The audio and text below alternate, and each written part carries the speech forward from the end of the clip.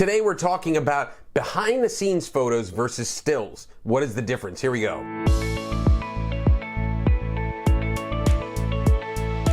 Hi, my name is Tom Malloy. I've raised over $25 million for financing movies. I've produced at the time of this video 17 films. I've written 30 plus screenplays, and I've optioned, sold, or made into movies 25 of those screenplays, and I've starred in a bunch of movies. So I'm an encyclopedia on filmmaking. So what I want to talk about today is the behind the scenes photos versus the stills, right? And what's the difference?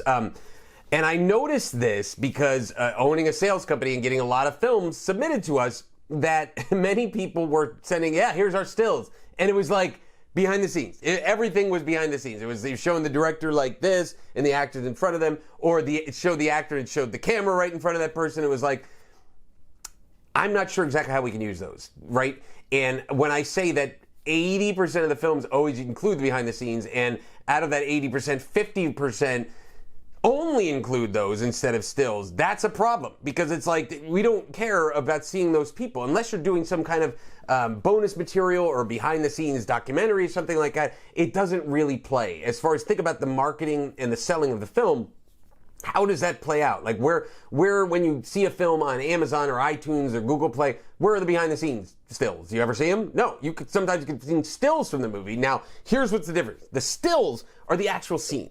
And it's not, me and the person with my arm around the person like, yeah, like these are the two actors. No, that's not a still either. I'm talking about an actual still shot from the movie. Now, gotta be very clear here. What I mean by stills is not screen grabs, okay? 98%, let's say, of stills are screen grabs. I see them, and sometimes they won't even bother to change the name. It'll say screenshot so-and-so .png.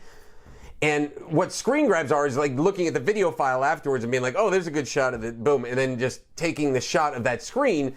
That's not a still either, right? And that's not anywhere near the quality that it needs to be for your film to release on a high level, right? So you need a still photographer that's going to be right next to the DP and taking a shot, a still photograph of what's going on.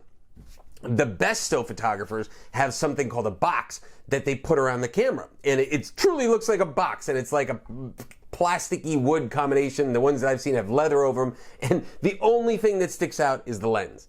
Why? So you don't hear that, so that person, they got a box, they can sit right next to the DP, be clicking stills of the shot, and you're not going to pick that up on camera. It's not going to be distracting for the actors. You're not going to hear the sound. And so those are the best ones that can do it as silent as possible. So if you somehow go, well, we don't have that level of still photographer on set, that's fine. Okay, right before the shot's about to go, have the still photographer right next to DP and then fly out. Or maybe right when the shot, let them know, hey, listen, guys, as soon as we're done with the scene, as soon as we yell cut, stay in character, the still photographer is going to just come in and take some shots, right? And you don't even have to yell cut. Like you do the scene plays out, and it's like, okay, all right, so everybody chill for a second, still photographer, come in, take some shots. And that's how, then at that point, you're not going to have to worry about sound because you've already recorded the scene.